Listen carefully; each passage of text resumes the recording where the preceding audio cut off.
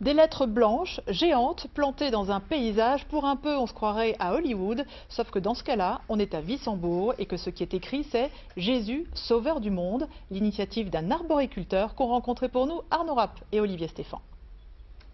Un petit air d'Hollywood flotte sur les hauteurs de Rothes, à 2 pas de Wissembourg. Il faut le voir pour le croire. Thomas Burger est un arboriculteur de 28 ans à peine. Et s'il a érigé cette installation dans son champ, c'est qu'un soir, une voix le lui a dicté. Pendant la récolte de nos fruits, je parlais, je priais.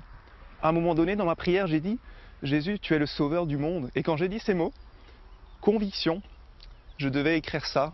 Et à partir de là, dans la prière, Dieu m'a montré que je devais mettre des lettres géantes de 7 mètres de haut, 4 mètres de large. Moi, je pense que je suis un illuminé, je suis un fou pour Jésus et j'ai pas honte de le dire.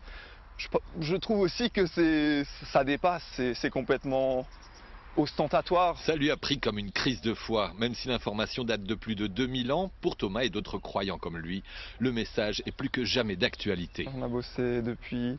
On avait commencé au mois d'octobre, on a arrêté. Ensuite, on s'est relancé en février. À partir de février, sans s'arrêter jusqu'à maintenant, quoi.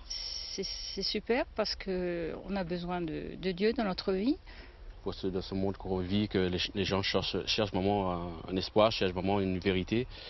C'est très rare et je trouve vraiment ce qu'il fait pour moi, c'est vraiment très bien. La bannière lui aura coûté plus de 2000 €. De la toile d'arboriculteur, des poteaux de 10 mètres de haut et la matière utilisée pour former les lettres est également le fruit d'une révélation dans son verger. Un soir, en rentrant les dernières pommes, une soirée de récolte, je discutais avec Dieu, je lui donne ce projet et il y a des oiseaux qui s'envolent un peu plus loin et là l'idée, on va des plumes.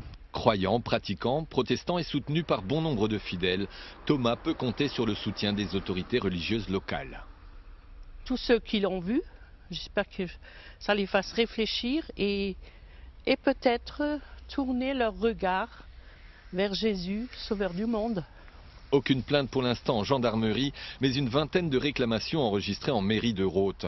La mairie qui a demandé au jeune homme d'enlever son installation. L'ultimatum a expiré hier.